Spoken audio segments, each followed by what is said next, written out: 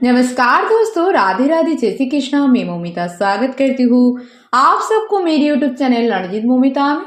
दोस्तों, कैसे हो आप सब? उम्मीद करती हूँ आप सभी बहुत ही अच्छे होंगे। दोस्तों, आज पौष पुत्रदा एकादशी व्रत है, तो आप सबको मेरी तरफ से पुत्रदा एकादशी व्रत की हार्दिक शुभकामनाएं। दोस्तों, आज पुत्रदा एकादशी व्रत की शुभ अवसर पर मैं आपके साथ पुत्रदा एकादशी की व्रत कथा शेयर करूंगी। तो ये जानने के लिए मेरे साथ वीडियो में अंत तक जरूर बने रहेगा। आशा करती है वीडियो आप सबको बहुत पसंद आएंगे। तो चलिए देर न करते शुरू करते हैं आज का वीडियो। ओम गण गणपति नमः। ओम नमो भगवती वासुदेवाय नमः। पौष पुत्रदा एकादशी महत्व। धर्मराज युधिष्ठिर कहने लगे कि हे भगवान, आपने पौष कृष्ण एकादशी अर्थात सफला एकादशी का महत्व बताकर बड़ी कृपा की। अब आप कृपा करके मुझे पौष माह के शुक्ल पक्ष की एकादशी के विषय में भी बतलाइए। इस एकादशी का क्या नाम है तथा इसके व्रत का क्या विधान है? इसकी विधि क्या है? इसका व्रत करने से किस फल की प्राप्ति होती है? उसमें कौन से देवते का पूजन किया जाता है? कृपया ये सब विस्तार पूर्वक बताइए। भगवान श्री कृष्ण बोले, पौष माह के शुक्ल पक्ष में आने वाली इस एकादशी को पौष पुत्रदा एकादशी कहा जाता है। इसमें भी नारायण भगवान की पूजा की जाती है। विधि पूर्वक इस व्रत को करना चाहिए। इस चर और अचर संसार में पुत्रदा एकादशी व्रत के समान दूसरा कोई व्रत नहीं है। इनके पुण्य से मनुष्य तपस्वी, विद्वान और लक्ष्मीवान होता है। इसकी मैं एक कथा कहता हूँ, तुम ध्यान पूर्वक सुनो। पौष पुत्रदा एकादशी व्रत कथा।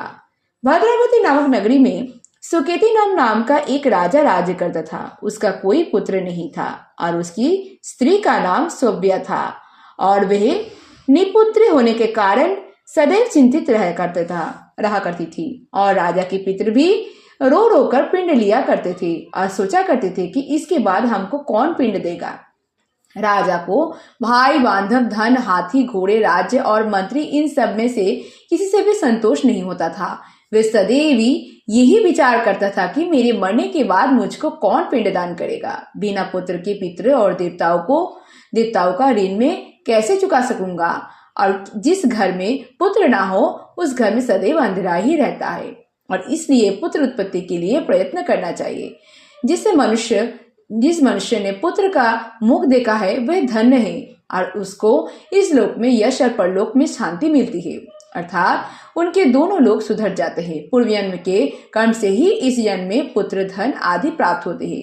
राजा इसी प्रकार रात दिन चिंता में लगा रहता था। एक समय तो राजा ने अपने शरीर को त्याग देने का निश्चय किया, परंतु आत्मघात को महान पाप समझकर उसने ऐसा नहीं किया। एक दिन राजा ऐसे ही विचार करता हुआ अपने घोड़े पर चढ़कर वन को चल दिया तथा पक्षियों और वृक्षों को देखने लगा।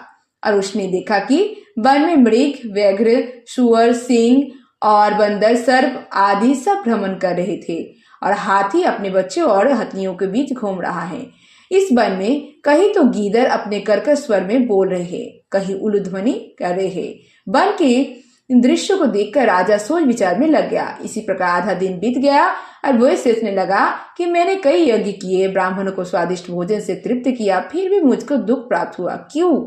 राजा प्यास के मारे अत्यंत दुखी हो गया और पानी की तलाश में इधर उधर फिरने लगा। थोड़ी दूरी पर राजा ने एक सरोवर देखा और उस सरोवर में कमल खिले थे तथा सारस, हंस, मगरमच्छ आदि विहार कर रहे थे। उस सरोवर के चारों तरफ मुनियों के आश्रम बने हुए थे।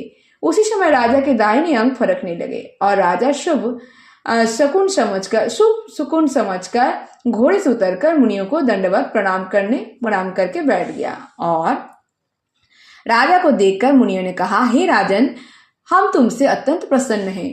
तुम्हारी क्या इच्छा है सो कहो। राजा ने पूछा, महाराज आप कौन हैं और किस लिए यहाँ आए हैं, कृपा करके बताइए। मुनि कहने लगे कि हे राजन, आज संतान देने वाली पुत्रदा एकादशी है। हम लोग विश्वदेव हैं और इस सरोवर में स्नान करने के लिए आए हैं।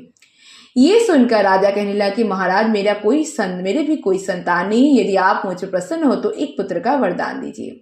मुनि बोले, ही राजन, आज पुत्रदा एकादशी है, आप अवश्य ही इसका व्रत करें और भगवान की कृपा से अवश्य ही आपके घर में पुत्र होगा। मुनि के वचनों को सुनकर राजा ने उसी दिन एकादशी का व्रत किया, द्वादशी को उसका पारण किया। इसके पश्चात मुनियों को प्रणाम करके महल में वापस आ गया और कुछ समय बीतने के बाद रानी ने गर्भ धारण किया और 9 महीने के पश्चात उनको एक पुत्र हुआ। वह राजकुमार अत्यंत शूरवीर, यशस्वी और प्रजापालक हुआ। श्री कृष्ण बोले, हे राजन, पुत्र की प्राप्ति के लिए पुत्रदा एकादशी का व्रत करना चाहिए। जो मनुष्य इस महत्व को पढ़ता या सुनता है उसे अंत में स्वर्ग की प्राप्ति होती है और मोक्ष की प्राप्ति होती है। राधे राधे। जय श्री कृष्णा, जय श्री हरि विष्णु, जय माता लक्ष्मी, जय गणपति बप्पा। तो दोस्तों, पौष पुत्रदा एकादशी व्रत कथा आज यहीं पर समाप्त हुआ। दोस्तों, कैसे लगी आप सबको आज की ये वीडियो मुझे कमेंट करके जरूर बताइएगा। वीडियो अगर अच्छी लगी हो तो वीडियो को ज्यादा लाइक और शेयर जरूर कीजिएगा। ऐसे और वीडियोस पाने के लिए मेरे चैनल नॉलेज इन मोमिता को जरूर सब्सक्राइब कीजिएगा और सब्सक्राइब के बगल में बेल आइकन दबाना मत भूलिएगा ताकि नए नए वीडियो की नोटिफिकेशन जैसे मिल जाए। कमेंट में जय श्री हरि विष्णु, जय माता लक्ष्मी, जय गणपति बप्पा लिखना मत भूलिएगा। आप मुझे फेसबुक इंस्टाग्राम फॉलो कर सकते हैं। मेरे Facebook Instagram link description box में दिया गया है, आप चाहे तो चेक कर सकते हैं। आज के लिए इतना ही, मैं मिलूंगी नेक्स्ट वीडियो में। तब तक के लिए tata bye, thanks for watching. Radhe Radhe, Jai Shri Krishna.